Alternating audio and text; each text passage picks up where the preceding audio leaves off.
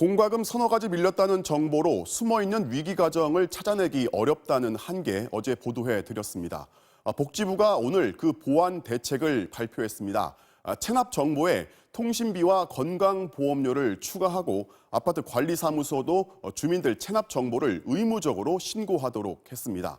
또 이런 위기 가정을 직접 찾아가는 공무원도 15,000명 늘어납니다. 그런데 정작 핵심은 가난의 기준이 너무 엄격해서 지원 대상이 되는 자체가 어렵다는 겁니다. 대체 얼마나 가난해야 하는 건지 윤정혜 기자가 그 실태를 취재했습니다.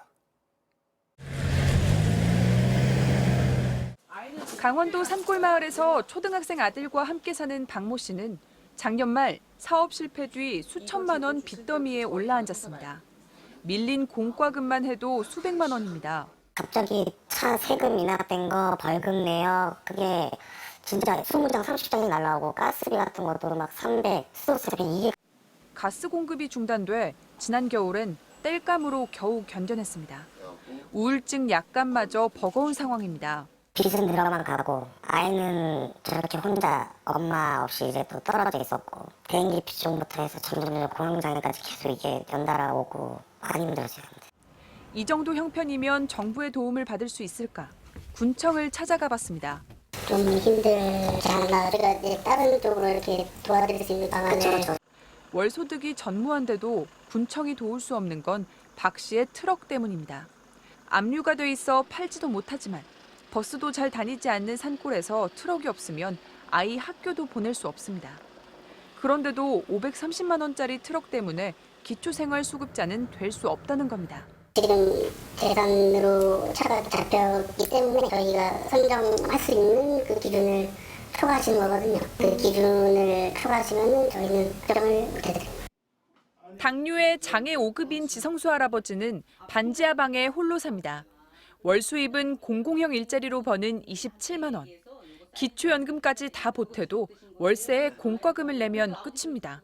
부족하죠. 한 번 가면은 몇만 원 날라가죠. 그거 내고 집세 30만 원 내고 공과금 내고 이렇게 해보다 보면은 아무것도 내가 계속 쪼달려요.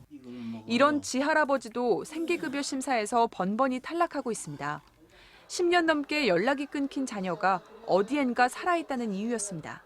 이 어르신 같은 경우는 자식하고 왕래가 없어요. 근데 자식이 소득이 있다는 것 때문에 제가 기초생활수급자를 신청을 여러 번 해드렸는데 계속 안 되는 거예요. 그래서 생계급여를 받으려면 1인 가구 기준 월 소득이 51만 원을 넘어선 안 되고 부양 의무 가족이나 중고차가 있어서도 안 된다는 조건 때문입니다. 이렇다 보니 빈곤층은 17%에 달하는데 기초생활수급자 비율은 3.2%에 불과합니다. 일정 소득 자산 기준 이하가 되면 누구나 기초생활보장제도를 받을 수 있어야 되는데 지금은 부양음자 기준 같은 이상한 장벽이 계속해서 작용하고 있어서 송파 세모녀부터 탈북민 모자까지 이들이 아무런 도움을 받지 못하고 죽음을 맞았던 배경엔 까다로운 가난의 기준을 넘어야 하는 복지의 높은 벽이 있었습니다. 오늘 발표된 주요 대책은 찾아가는 공무원을 더 늘리겠다는 겁니다. 하지만 정작 위기 가정을 만난 공무원들이 도와줄 방법이 없다는 말을 하지 않도록 융통성 있는 복지 체계 마련이 더 시급해 보입니다. MBC 뉴스 윤정혜입니다.